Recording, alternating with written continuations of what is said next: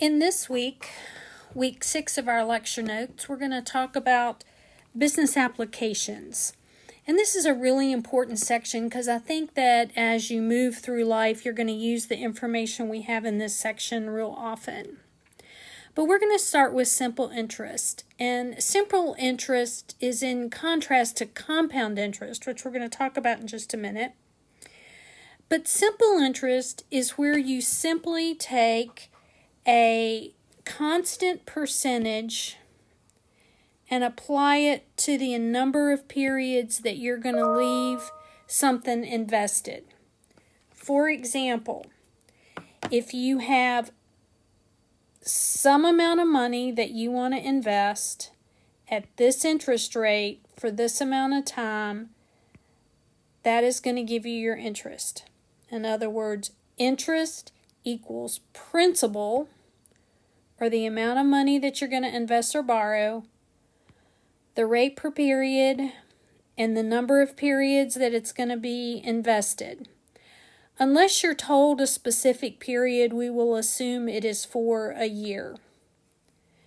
So suppose $500 is deposited at 3%, and we're going to say each year in simple interest for 6 years. What is the interest earned? Well, if we use our simple interest formula of I equals P times R times T, we'll have 500 times 0.03, because you always represent your percentage in a decimal, times the number of years, or you're going to have $90 in interest. So at the end of the 6 years, you will have $590. You will have your original $500 plus the $90 interest you earn. We will use the same formula if we're borrowing money. So if you want to borrow $5,000 from a bank at 2% simple interest for 4 years, how much will you have to repay? Well, you use your simple interest formula of I equals P times R times T. So we'll have 5,000 times 0.02, again, that is 2%, times 4 years, which is $400. So we will repay 5,000 plus 400, or $5,400. Please be careful on a quiz to not just stop right here and tell me that you're going to borrow $5,000 for 4 years and you're only going to pay $400 back. That doesn't even make sense. So when you get to the end of these problems, always ask yourself, does my answer make sense?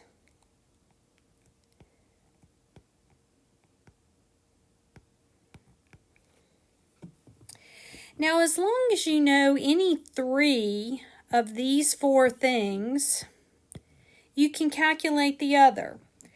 We've already talked about how to calculate interest. So if you have principal times rate times time, that gives you interest.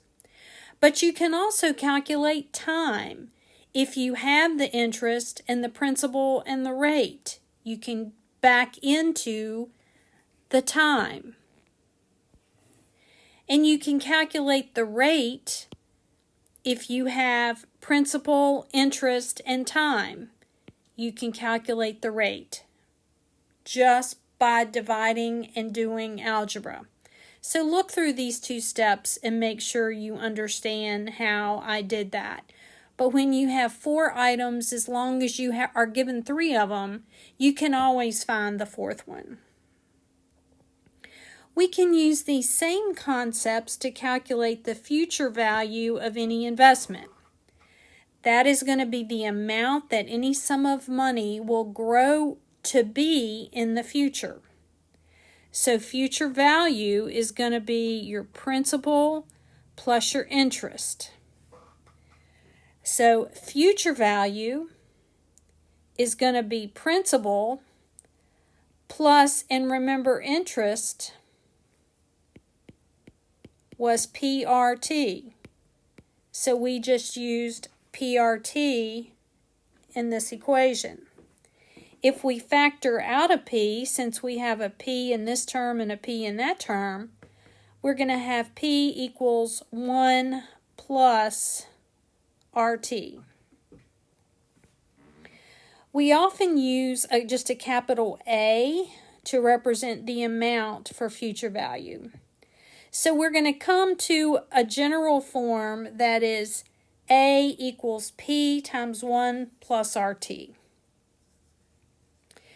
So if you have $15,000 that is deposited in an account and it's going to earn 2.2% simple interest, what will be the value in 5 years? So now notice that the question says, what will be the value? You know we are looking for future value. So future value, or A, is going to be P times 1 plus RT. We know we have $15,000. 1 plus the rate, this is 2.2%, and again, you always use the decimal, and our number of years is 5. So we are going to end up with A equals 15,000 times 1.11, or 16,650. Now, since we're just talking about simple interest calculations, you could also do this by simply calculating the interest and adding it back into the principal. So if we calculate our interest, 15,000 times 2.2% times 5 is 1650. You add that back to 15,000, and you can see that this answer does equal the one that we got.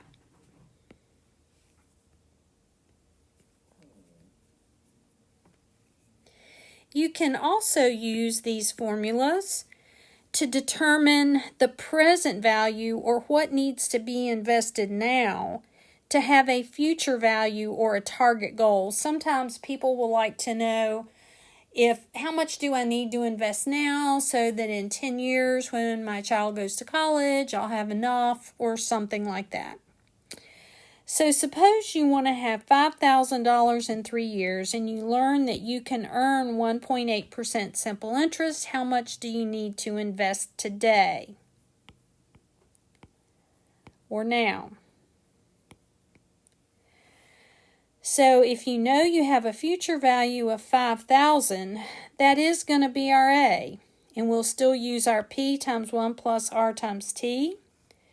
So we know that our rate is 1.8% and our time is 3 years.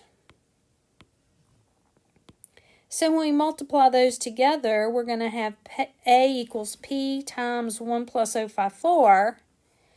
And we know our A, our future value, is 5,000 equals P times 1.054. So to solve for P, we just divide both sides by 1.054, and we'll have 4,743.83. So ask yourself, does it make sense? Does this work logically?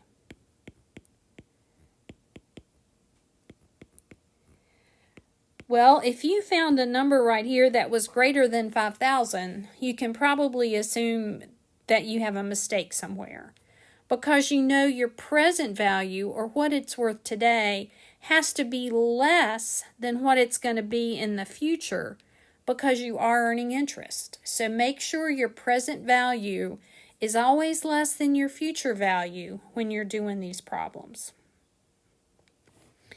You can also calculate your T, or how long it will take you to grow to a certain value. So if you know you want to have $7,500 at some point in time in the future, and you have $6,000 to invest, if you can earn 3%, the question is, how long will it take for that investment to grow to $7,500? Well, now we know $7,500 is our future value. $6,000 is what we have that we can invest, and we know we have 3%. So we can now work everything out, and we will have 1.03 times, 1 plus 0.03 times t. And if you multiply everything on the right by 6,000, just as I've indicated here, you will have 6,000 plus 180t. Subtract 6,000 from both sides, you'll get 1,500 equals 180t, or t is 8.33. So it will take you 8.33 years to grow 6,000 to 7,500 at 3% simple interest. Now, everything that we've talked about so far has been simple interest. In other words, you are paid a flat amount every year for your initial investment. But most financial institutions pay compound interest, meaning that every year when your interest is calculated, it is added back in, and on the subsequent years, your interest will include the interest from your previous period as part of the principal. So you're going to grow interest on interest. So let's look at $1,000 that is invested for 5 years at 2.5% interest. Let's look at it both with simple interest and with compound interest. So we're just going to use our simple interest formula to do this, and we're going to make it kind of mechanical, but in a minute I will give you a general formula. So let's look at year 1. You'll notice that they are exactly the same with simple interest or compound interest in year 1. It's principal times rate times time. It's $25 under both scenarios. But in year 2 is when we start seeing a difference. In year 2, we'll have $1,000 times 0.025 for the second year, and that's $50 total interest for that year.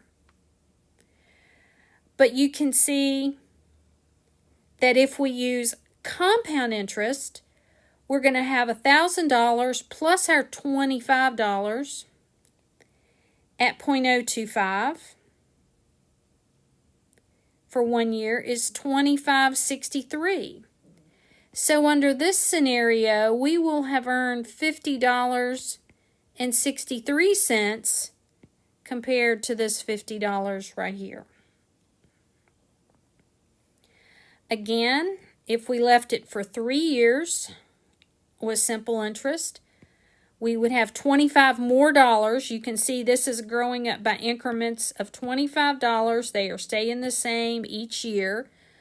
But now if we add $50.63 back to our original $1,000 times 2.5% times 1 year, for this year we have interest of 26.26.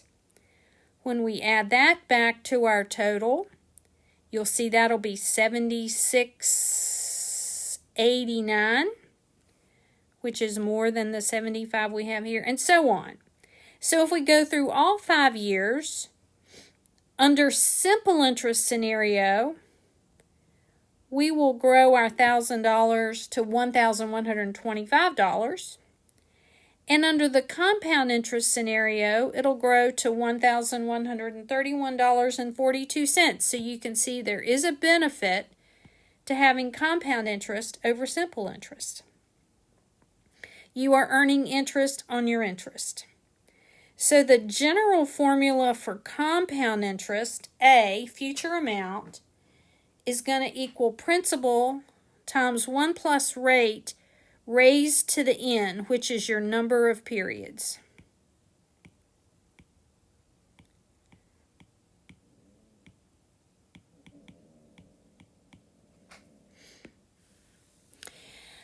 But this is a very important note, and I cannot stress this enough. R and N must be on the same basis.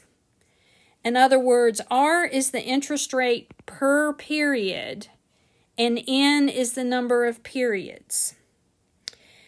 When we're talking about compounding annually, it's pretty simple because your rate is stated as an annual rate, and your number of periods, N, would be your number of years.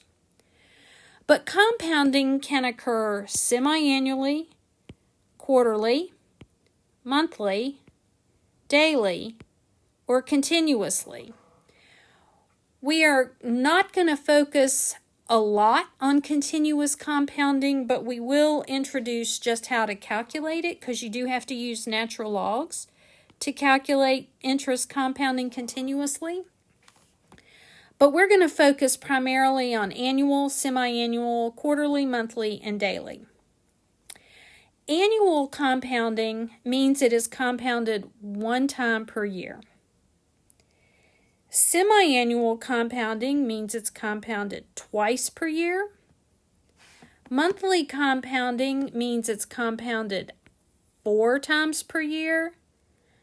Quarterly compounding is 4 times per year. Monthly compounding is 12 times per year. And likewise, daily compounding is 365 times per year. Now, I said just a moment ago that the R and the N have to be on the same basis. So let's just use 8% as an example. And let's say we have 8% interest. If that interest is compounded annually, our R will be 0.8 or 8%, and our N is 1. I told you that when it's compounded annually, it's pretty straightforward. But if it's compounded semi-annually, which is 2 times per year, that means we're going to get 4% interest each compounding period, and our N is going to be 2 per year. Likewise, quarterly compounding, it's our rate divided by 4, or 0.02% per period, and we have 4 periods per year. Monthly compounding, we take our interest rate, it'll be 8% divided by 12 months is 0.0067 for 12 periods per year. And daily compounding will be our 8% divided by 365, which is 0.00219, or 365 periods per year. In general, to calculate the rate per period and the number of periods, you need to know the compounding frequency. These are compounding frequencies up here.